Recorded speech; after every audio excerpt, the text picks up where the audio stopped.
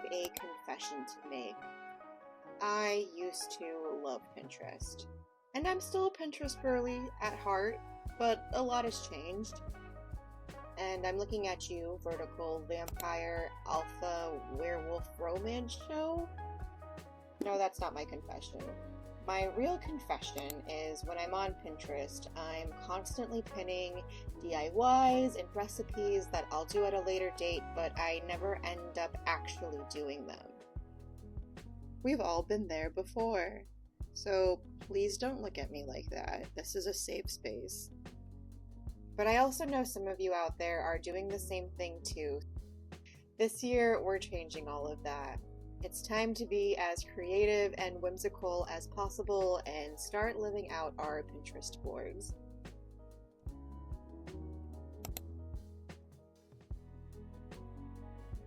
Hi, my name is Lizzie Sook, and I'm on a mission this year to add more creativity and whimsy to my day-to-day life. If that sounds good to you, then grab a drink, a craft project you're currently working on. I know you have one. Subscribe, and let's get cozy.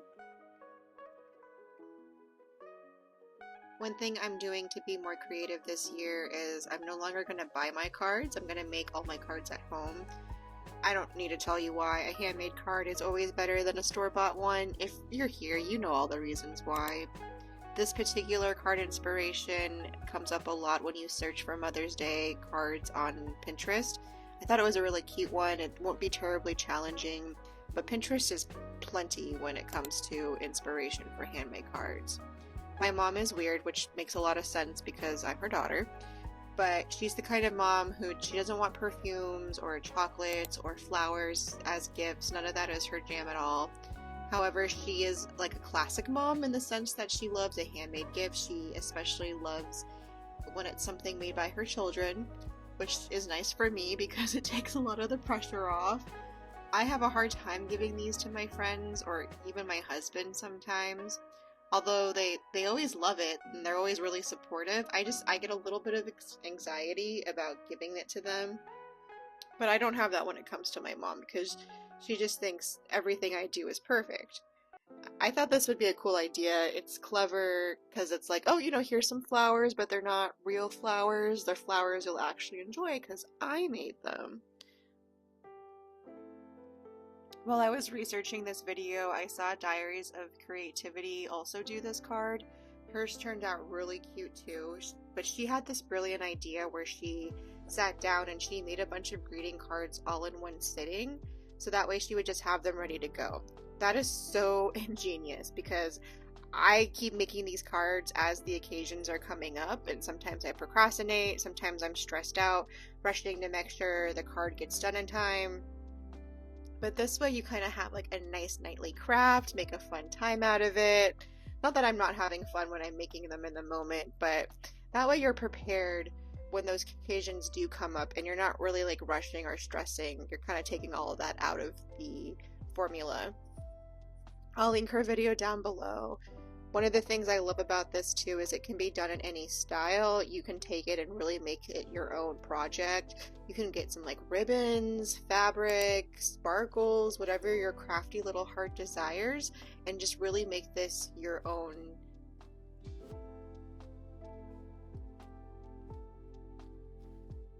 For example, I've been really into the gingham trend lately. I've always loved it as a pattern. It reminds me of summer, picnics, outdoors, spring, flowers. It's certainly having a moment right now, which I'm okay with. It means I can buy more dresses that way. But I also love doilies. I love lace. I wanted the flowers to feel like I wrapped them in this cute, lacy gingham fabric. I'm not sure if that's practical, but whatever. It's my world. I can create whatever I want. I wanted very grandmore core vibes with this card. I've been making gingham backgrounds a lot lately in my crafts, but I still need to work on my execution. So if you have any tips, please leave them below. I'm kind of just making it up as I go. You would think it's just like simple straight lines, but there probably is a technique that I should probably Google at some point. So I know we've seen this type of video done before, but I wanted to make one because I still feel like so many of us fall into this trap. I sat down with myself and asked, what are the reasons why I don't craft the things I pin? I think it comes down to two main things. Number one is my fear. My fear of not creating something as good as the product that's displayed. There is a lot of talent on there. When I have that thought, though, I always need to stop myself because I don't craft because I'm good at it. I craft because it's fun.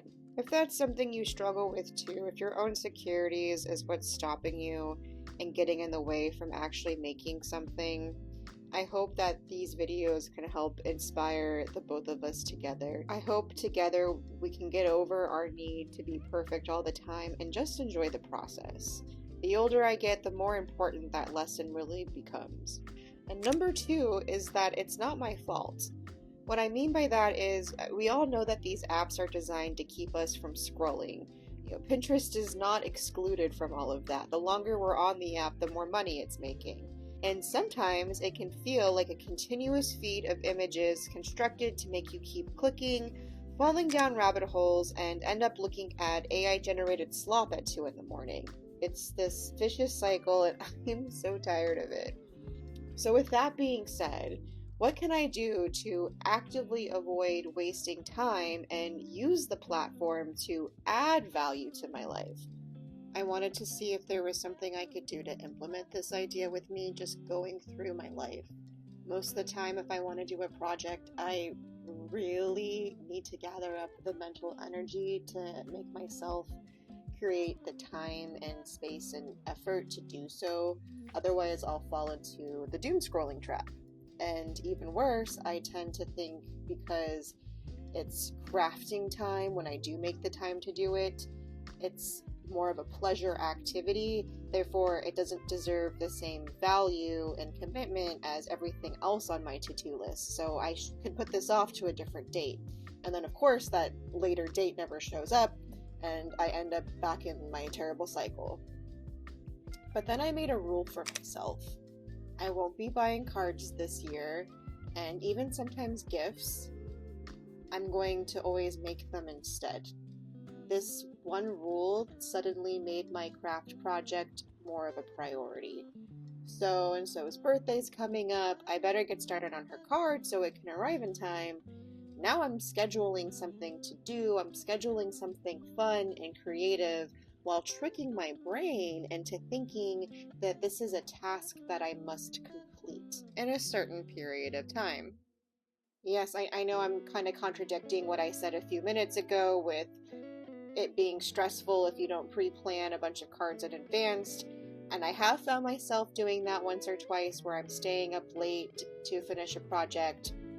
But when I think about it, I think that it's much better to end up doing that and really pushing myself to do something fun and creative and artsy, because I could have just driven down to Target and picked one up there.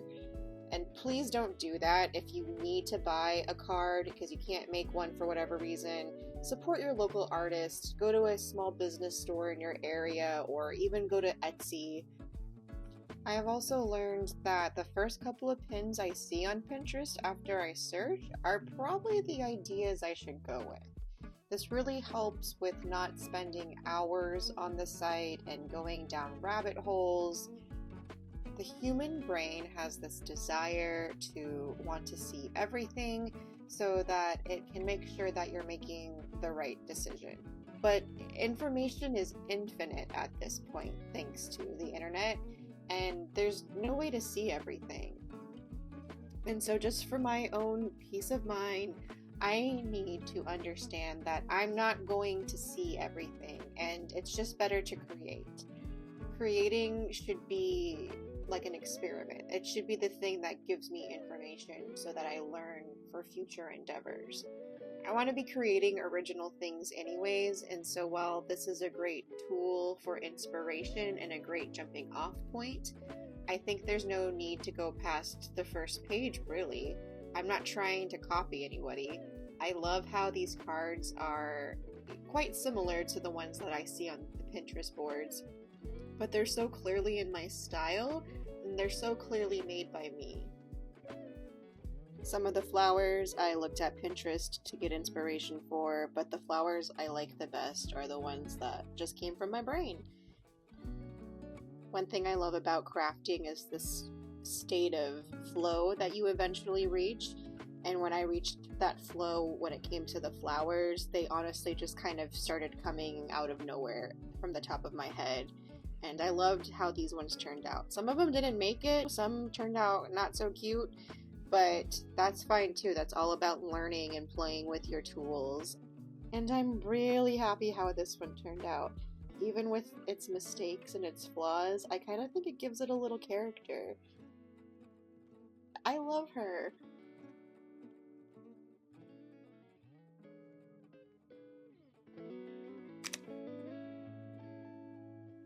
My next project, I knew I wanted to do a pop-up card. Those were always my favorite when I was a kid. I was a little afraid of this challenge. I thought it would be easy to mess up. It honestly wasn't that hard. Most of the ones I saw on Pinterest kind of emulated the bouquet idea that we made in the first one, so that's something that you could use as an option. I wanted to do a birthday cake because this card was for a special friend of mine and we both kind of have a sweet tooth, so I thought this would be really cute. I always knew I wanted to do a birthday card cake for her, and nothing says birthday to me like a confetti cake. One thing I really love about the handmade cards is that you can really personalize it to the individual that you are giving the card to.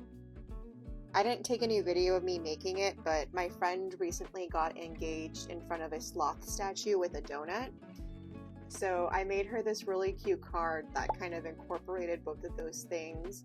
And you could never get something like this at the store. It's so unique and cute, and the imperfections of this one as well, I think, adds quite the charm to it.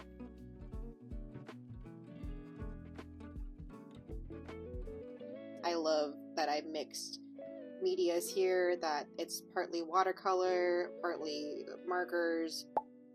I think it gives it a really cool textured effect. I love that you cut them out and it gives this really cool layering effect to it. It's really pretty. Kitten was also really interested in what we were doing today. She clearly wanted a piece of that cake. She also has quite the sweet tooth. This cake is actually giving me a very cartoony vibe. It kind of reminds me of the cake they make in Sleeping Beauty for Aurora's birthday. Or in Alice in Wonderland, it's almost like that birthday cake they make.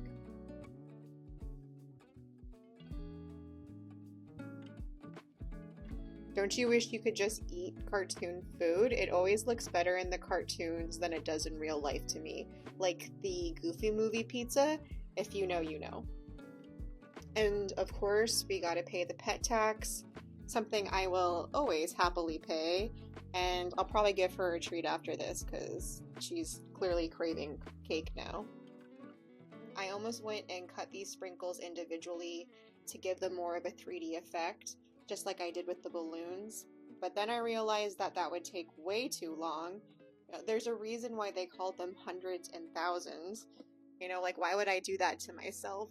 Work harder, not smarter. No, wait. Work smarter, not harder. Oh, Lizzie. The colored pencils worked really well anyways. It kind of gives it this layering vibe. It still gives it that effect I was looking for. When I went in with my white gel pen to add highlights, it really starts to feel like a cartoon cake. Almost like a comic book cake. I kind of hate the banner I added at the bottom. I wish I stopped then. But overall, I really surprised myself on this one. It turned out a lot better than I imagined it would be. I made a simple slice of cake for the front. I wanted this to be very minimal so that when she opens the card, it's like, bam, an explosion of color in your face. This made me want to do more pop-up cards in the future. Have you tried making pop-up cards before? If you have, tell me in the comments below. Thank you so much for watching, and I hope you have a whimsical rest of your day. Bye!